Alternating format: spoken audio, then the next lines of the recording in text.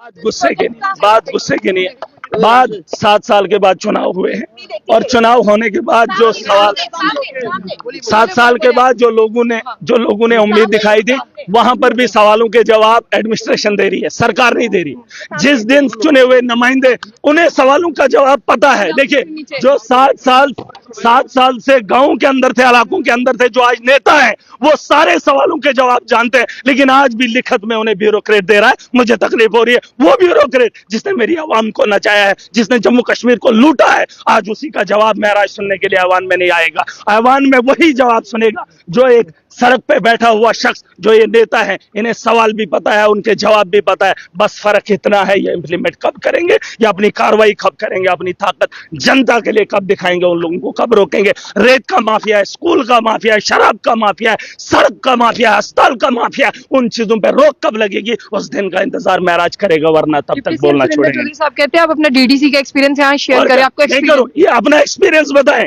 मैंने 4 साल के अंदर 250 ट्रांसफार्मर्स लगाए। कोई मंत्री बता दे कि उसने अपने टेन्योर 70 लाख के बजट से अगर मैंने इतना काम किया, तो सोचो जम्मू कश्मीर के अंदर अगर मेरे जैसे मुख, इन्होंने मेरी सीट बदल दी, 97 के आंकड़े पे मुझे लाकर खड़ा कर दिया। अरे मैंने समर्थन एनसी को दिया है और इन्होंने भाजपा के अखाड़े में मुझे खड़ा किया और सवाल मुझसे पूछेंगे। मैंने बार बार हामी भरी, मैंने कहा मैंने समर्थन आपको दिया है, आप इनके साथ मुझे, मैं अभी भी उन्हीं को समर्थन दूंगा, चाहे वो मुझे निकालें या कुछ भी करें। मेरा समर्थन एनसी को है, लेकिन सवाल मैं लोगों के पूछूंगा। मुझे लोगों ने चुना है, मुझे एनसी ने नहीं बनाया, भाजपा ने नहीं बनाया, मुझे लोगों ने भेजा है और लोगों के सवाल है लोगों से। आपने तो रमजान के महीने का भी जिक्र किया कि रमजान के महीने में बिजली नहीं है, इफ्तारी और सहरी जो है अंधेरे में करनी पड़ती है। देखिए, रेस्पॉन्स इनका मिले या ना मिले, मुझे उससे गर्ज नहीं है। मैं अपनी बात बेबाकी से रखूंगा, पूरी ताकत से रखूंगा और इन लोगों को समझाऊंगा। अगर ये लोग नहीं समझेंगे, पूरी ताकत से और समझाएंगे। लोग जिस दिन समझ जाएंगे, आज तो आपने देखा इस सदन में भी नया हुआ 50 से ज्यादा लोग नए। अरे मुझ जैसा आदमी भी पहली बार आया है। अभी सीट 97 की है, तो खिसकते खिसकते हम भी पहुंच ही जाएंगे। ऐसा नहीं है।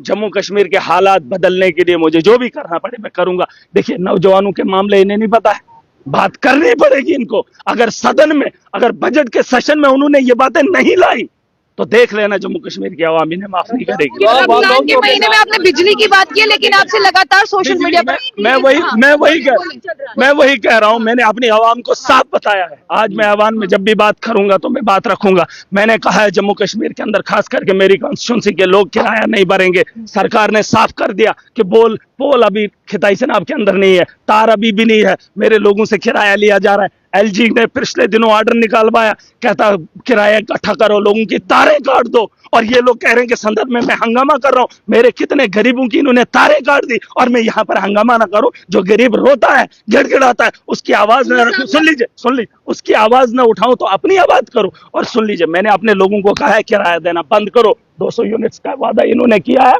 मेरा गरीब है, किराया देना बंद करेंगे, सरकार उसके बाद फैसला करेगी।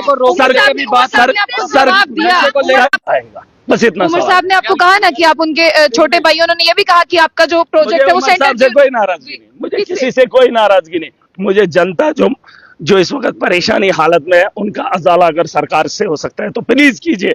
रमजान का महीना है, 3 रोजे हो गए। अगर आज का रोजा भी गया, इफ्तियारी, सुन लीजिए, अगर इफ्तियारी के वक्त बिजली नहीं होगी, सहरी के वक्त बिजली नहीं होगी, तो ये दिन में वक्त उनको नहीं लौटा पाऊंगा। बिजली का इंतजाम की गुहार लगाई है। मैं चाहूंगा उमर साहब और ये जो एडमिनिस्ट्रेशन के लोग हैं, वो बिजली का इंतजाम जो है, आप फिलहाल ये अंदाजा लगा लीजिए कि इस दौर में हम देते हैं। RDS, सुन लीजिए, मुझे अभी बात करनी है, लेकिन मैं आपको पहले ही बता दूं। मुझे बताओ, LG ने मीटर लगाना शुरू कर दिया है, पोल लगाना शुरू कर दिया। गाँव के अंदर हॉस्टल में डॉक्टर लाने की बात हुई। शराब के ठेके गाँव के अंदर खोले। क्या स्कूल को बेहतर बनाने के लिए इन्होंने पॉलिसी बनाई? क्या स्कूल के अंदर एक टीचर की तैनाती के बारे में बात हुई? शराब को, बिजली को जहां से रेवेन्यू जनरेट करना है, उसके लिए पॉलिसी बनाएंगे। अरे पॉलिसी उसके लिए बनाओ जहां से हमारी नस्लें बेहतर बनेगी। सुन लीजिए, मैंने कहा इन्होंने रिहेबिलिटेशन सेंटर किसके लिए मांग की? आपने देखा भाजपा ने भी गुहार लगाई और बाकी लोगों ने भी गुहार लगाई। क्या बोला कि नशे से जो है लोग पागल हो रहे हैं, नौजवान जो है बिगड़ रहे हैं, उनके लिए रिहेबिलिटेशन सेंटर। ये नहीं बोलेंगे जिससे वो हो रहा है उसको बंद करेंगे, उसके लिए नहीं। हॉस्टल, ये इन लोगों ने, भाजपा ने 10 साल में नशे के माहौल को गर्म, सुन लीजिए, माफिया से नशा बेचा और आज इस सरकार से बोल रहे कि आप हॉस्टल खोलो। किन के लिए? जो पागल हो जाएंगे, जो नशा हमारा खरीदेंगे, उनको तुम ठीक करो और फिर उनके लिए कोई स्कीम लाओ, उसमें अपलोड करो। उन्होंने भी आपको जवाब दिया। देखिए, इन लोगों को मैं बच्चा लगता हूँ, प्यार से नौजवान सुन लीजिए। मेरे सवाल जब बेहुदा होंगे तब आप लोग भी बोलना, इन लोगों को भी बोलने का हक है। लेकिन इन लोगों को मैं एक ही बात बताना चाहूंगा कि जम्मू कश्मीर की 90 असेंबलियों में मैं अकेला ऐसा चुनकर क्यों आया हूं, इस पे सोचने को इनको मजबूर होना चाहिए। गुलाम नबी आजाद की कॉन्स्टिट्यूंसी से जीत कर आया हूं, बड़े बड़े दिग्गजों को रोंद कर आया हूं और 15 साल से जमीन से जुड़ा हुआ शख्स हूं। मुझ पे उंगली उठाने से पहले अपने बारे में, अपने गरीबा में झांक कर देखना है मुझे। हाँ, किसी के जाति में कोई भी मामला पेश नहीं करूंगा। हाँ, जो आदमी मेरी आवाम को परेशान करता होगा उसकी जाति जिंदगी के बारे में सुन लीजिए।